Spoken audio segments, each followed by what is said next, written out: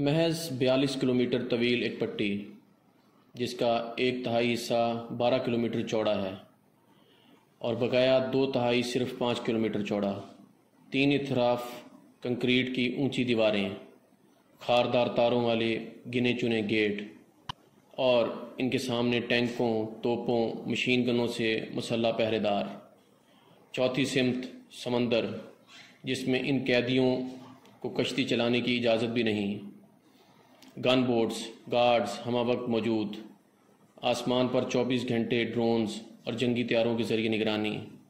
اس میں 22 لاکھ انسانوں کو اس طرح بند کر کے رکھا جائے کہ ان کو خوراک، پانی، ادویات اور دیگر ضروریات زندگی بھی بھیک کی طرح ملتی ہوں۔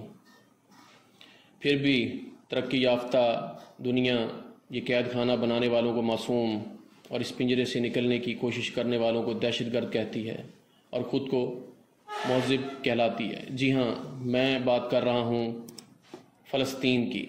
آج ہم بات کریں گے کہ فلسطین کا مسئلہ ہے کیا، اس کے اصل حقائق کیا ہیں اور اس کا پس منظر کیا ہے۔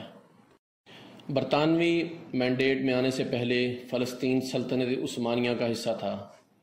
1917 میں لگتا ہے کہ برطانیہ کو پہلی عالمی جنگ میں فتح کا یقین ہو چلا تھا۔ لارڈ آرتھر بلفور سلطنت برطانیہ کے وزیر خارجہ تھے۔ لارڈ بلفور نے ایک سرکردہ برطانوی صہیونی لیڈر مسٹر والٹر روتشیلڈ کو خط لکھا کہ برطانوی حکومت فلسطین میں یہودی لوگوں کی ریاست کے بارے میں مثبت خیالات رکھتی ہے۔ یہ بات بھی دلچسپ ہے کہ 1917 میں جب یہ خیالات اس مختصر سے خط کی شکل میں نمودار ہوئے تب فلسطین ترک سلطنت کا حصہ تھا۔ البتہ برطانیہ تب دنیا کا سب سے بڑا چودھری تھا اور سلطنت برطانیہ میں بقول شخص سورج کبھی غروب نہیں ہوتا تھا۔ ادھر ترکی یورپ کا مرد بیمار بن چکا تھا۔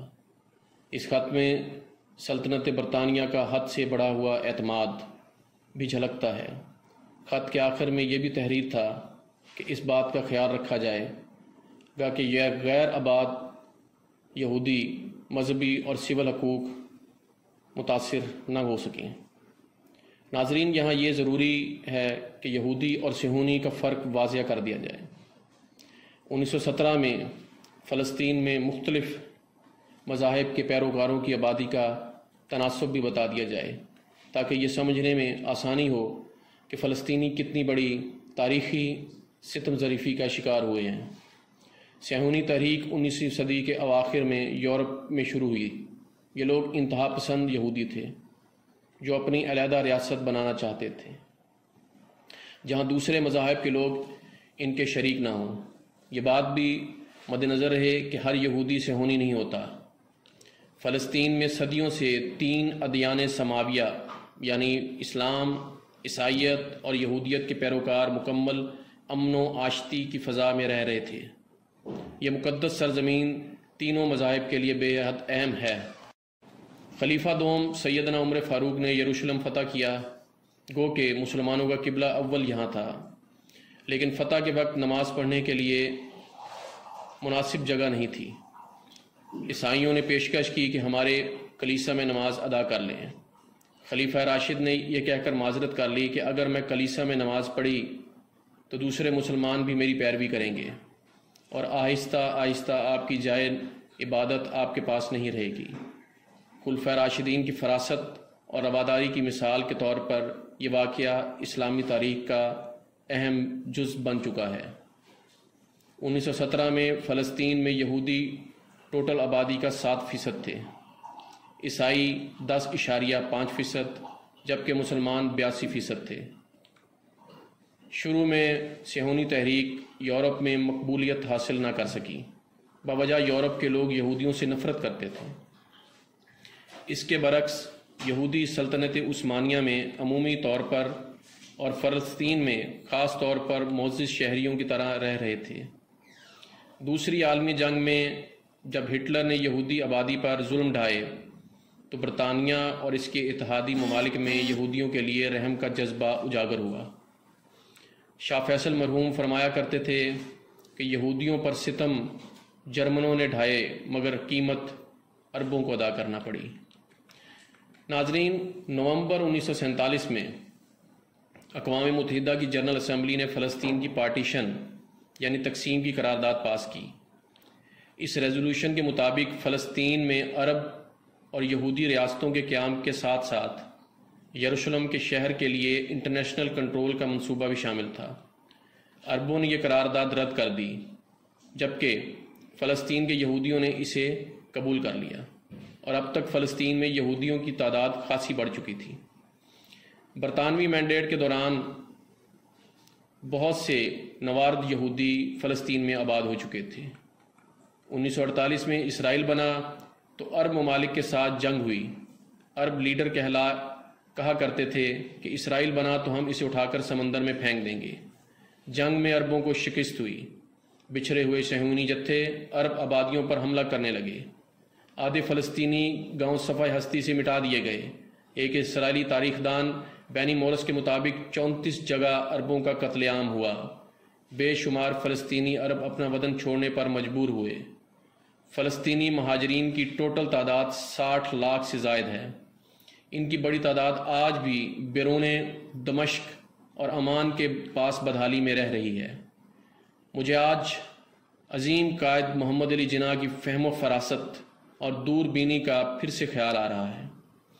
قائد نے کہا تھا کہ مجھے کٹا پھٹا پاکستان بھی ملا تو میں قبول کر لوں گا۔ یقین مانیں، اگر پاکستان نہ بنتا تو ہماری حالت انڈیا کے مسلمانوں جیسی ہی ہوتی۔ اور تاریخ کی یہ ستم ظریفی بھی ملاحظہ کریں کہ 2 ریاستی فارمولہ جسے عربوں نے 70 سال پہلے ٹھکرا دیا تھا، آج اس کے اصول کے لیے کوشش کر رہے ہیں، مگر اسرائیل وہ بھی دینے کو تیار نہیں۔ عربوں نے لیلا خالد، جارج ہباش اور ابو ندال جیسے حریت پسند پیدا کیے تو انہیں دہشت گرد کہا گیا۔ 1980 کی دہائی میں یاسر عرفات نے مسلح جدوجہد کی بجائے بات چیت کا اسلوب اپنایا۔ 1993 میں اوسلو معاہدہ ہوا۔ یاسر عرفات اور اسحاق رابین کو نوبل انعام تو مل گئے، مگر فلسطین میں نہ امن آیا اور نہ ہی فلسطینیوں کو حق خود ارادیت مل سکا۔ ہم پاکستان میں فلسطینی مسئلہ کو اکثر یہودیت اور اسلام کے مابین تنازع سمجھتے ہیں۔ یہ بات کسی حد تک صحیح بھی ہے، کیونکہ ہمارے قبلہ اول پر قبضہ اس سارے قصے کا مرکزی باب ہے۔ لیکن میرے نزدیک یہ مسئلہ غاصب صہیونیت اور انسانیت کے درمیان جنگ ہے۔ صہیونی جب 1948 میں فلسطینیوں کا قتل عام کر رہے تھے تو عیسائی بھی اتنے ہی مظلوم تھے جتنے مسلمان۔ آج بنیامین نیتن یاہو کی حکومت ایک متعصب صہیونی حکومت لگتی ہے، جو اس بات پر منحصر ہے کہ اسرائیل کو پہلے یہودی ریاست کے طور پر تسلیم کیا جائے، باقی بعد میں ہوگی۔ مقصد صاف ظاہر ہے، کوئی فلسطینی مہاجر خواہ وہ عیسائی ہو یا مسلمان اپنے وطن واپس نہ آ سکے۔ اسرائیلی بڑی ڈھٹائی سے کہتے ہیں کہ عرب ممالک کی تعداد 22 ہے، جبکہ یہودی آبادی والا اسرائیل صرف 1 ہے۔ اس کا اصل مقصد یہ ہے کہ عرب ممالک فلسطینی مہاجرین کو اپنے ہاں آباد کریں۔ گویا 60 لاکھ فلسطینی مہاجرین، جن کی 3 نسلیں خیمہ بستیوں میں جوان ہوئی ہیں، اپنے اصلی گھروں کو لوٹنے کے حق سے محروم کیے جا رہے ہیں۔ تمام انسانی حقوق کے قوانین اور اقوام متحدہ کی کئی قراردادیں فلسطینی مہاجرین کی واپسی کے حق کو تسلیم کرتی ہیں، لیکن اسرائیل کو کوئی پرواہ نہیں، کیونکہ امریکہ اور برطانیہ اس کے حامی ہیں۔ مجھے نزار قبانی کی نظم یاد آ رہی ہے، جو فلسطینی مہاجر کی ذہنی کیفیت کی عکاسی ہے۔ اب میرے ہاتھ میں بندوق آ گئی ہے، اے مجاہدو مجھے اپنے ساتھ فلسطین لے چلو۔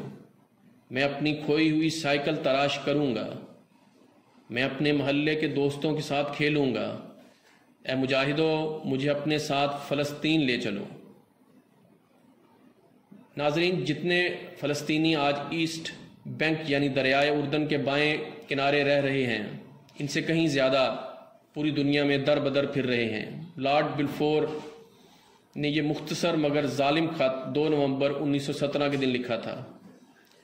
کچھ عرصہ پہلے برطانوی وزیر اعظم نے کہا کہ ہمارے لیے 2 نومبر فخر کا دن ہے۔ میرا سوال یہ ہے کہ آپ کو فخر کس بات کا ہے؟ کیا آپ کو فخر اس بات کا ہے کہ 100 سال پہلے ایک پرامن، مہذب اور شاندار ماضی والی قوم کا مستقبل تباہ کر دیا گیا؟ کیا آپ کو فخر اس بات پر ہے کہ 3 عظیم ادیان کی سرزمین میں ہمیشہ کے لیے نفرت کے بیج بو دیے گئے؟